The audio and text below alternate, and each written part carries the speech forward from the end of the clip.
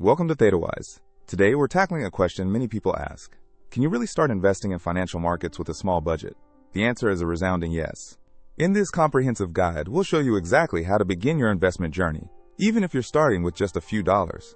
By the end of this video, you will be able to: first, understand why a large sum of money is no longer a barrier to entry.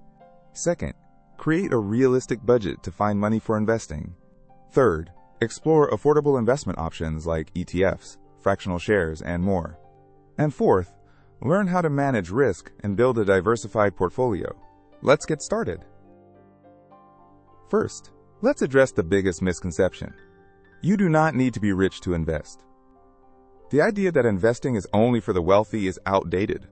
The financial landscape has changed dramatically. Historically, buying a single share of a company like Amazon or Google could cost thousands of dollars. This was a huge barrier for the average person. But today, thanks to technological advancements, you can buy tiny pieces of these expensive stocks. This is called fractional share investing. This means you can invest in a company like Apple with just $5 or even $1. This innovation has democratized investing, making it accessible to everyone. So the first key takeaway is that the barrier to entry has been shattered. You can start with any amount you are comfortable with. Before you invest a single dollar, you need a plan. And that plan starts with your budget. The goal here is to find money you can consistently set aside for investing. This is often called finding your investment capital. Start by tracking your income and expenses for a month. You can use a spreadsheet, a budgeting app, or even just a notebook. Categorize your spending. You'll likely find two types of expenses: fixed, like rent or loan payments, and variable, like groceries or entertainment. Now, look for areas where you can cut back. Can you eat out less? Cancel an unused subscription? Even small savings add up. Let's say you find you can save $50 a month. That's $600 a year. Over 30 years, with an average 8% return, that $50 a month could grow to over $75,000. That's the power of compounding. The key is to make it a habit. Treat your investment contribution like any other bill. Pay yourself first. So step one is to create a budget, find your investment capital, and make investing a regular, automatic payment to yourself. Now that you have a budget, where do you put your money? Let's explore some of the most affordable and beginner-friendly investment options. Our goal is to find investments that are low cost, diversified, and accessible with a small amount of money. First up, exchange-traded funds, or ETFs. Think of an ETF as a basket of different investments, like stocks or bonds, that you can buy or sell on a stock exchange. When you buy one share of an ETF, you're instantly diversified across many companies. For example, you can buy an ETF that tracks the S&P 500, which means you own a tiny piece of the 500 largest companies in the US. You get broad market exposure without having to buy 500 individual stocks. Many ETFs are very affordable, with shares costing anywhere from $20 to a few $100s, and with fractional shares, you can buy even less. Next, let's talk about fractional shares, which we touched on earlier.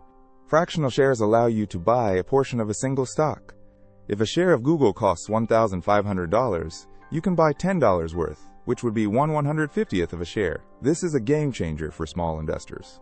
It means you can build a portfolio of your favorite companies, even if their individual share prices are high.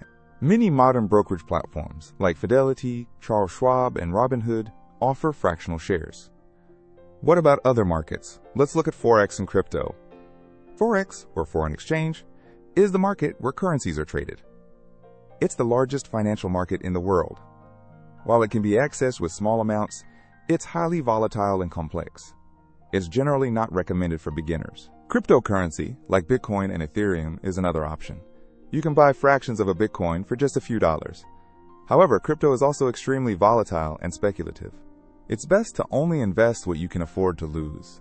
For beginners, ETFs and fractional shares are the safest and most recommended starting points. They offer diversification and access to the market with minimal risk. So, step two is to choose the right investment vehicle. For most beginners, ETFs and fractional shares are the best bet. You have your budget and you know what you want to invest in. Now, how do you actually do it? The next step is to open a brokerage account. This is like a bank account, but for investments. There are many reputable online brokers to choose from. Some popular options include Fidelity, Charles Schwab, Vanguard, and Robinhood. When choosing a broker, consider a few things. Look for one with low or zero commissions on trades, a user-friendly platform, and access to the investment options you're interested in, like fractional shares. The process of opening an account is straightforward. You'll need to provide some personal information, like your social security number, and link your bank account to fund the brokerage account. Once your account is funded, you can start buying your chosen investments. The platform will guide you through the process. It's important to understand the difference between a taxable brokerage account and a retirement account, like a Roth IRA. A taxable brokerage account is flexible. You can withdraw your money at any time, but you'll pay taxes on any gains. A Roth IRA is a retirement account. Your money is locked in until retirement, but all your withdrawals are tax-free. If you're just starting, a Roth IRA is an excellent choice for long-term growth. So, step 3 is to open a brokerage account, fund it, and start buying your investments. Consider a Roth IRA for tax-free growth. Investing always involves risk. But there are strategies you can use to manage and minimize that risk, especially when you're starting with a small budget. Our goal is to protect your capital while still allowing it to grow. The first and most important rule of risk management is diversification. Diversification means spreading your investments across different assets to reduce the impact of any single investment performing poorly. The old saying, "Don't put all your eggs in one basket," applies perfectly here. This is why ETFs are so powerful for beginners. They are inherently diversified. If you buy an S&P 500 ETF, you're invested in 500 companies, not just one. The second key strategy is dollar cost averaging. This means investing a fixed amount of money at regular intervals, like $50 every month, regardless of how the market is performing. This strategy reduces the impact of market volatility. When prices are low, your fixed amount buys more shares. When prices are high, it buys fewer. Over time, this averages out your purchase price and can lead to better long-term returns. Finally, remember that investing is a long-term game. The stock market has historically gone up over the long run, but it has short-term ups and downs. Don't panic and sell your investments during a downturn. Stay the course. So, step 4 is to manage risk through diversification, dollar cost averaging, and maintaining a long-term perspective. This is how you build wealth safely over time. Let's recap what we've learned and why you should start investing today. We've seen that you don't need a lot of money to begin.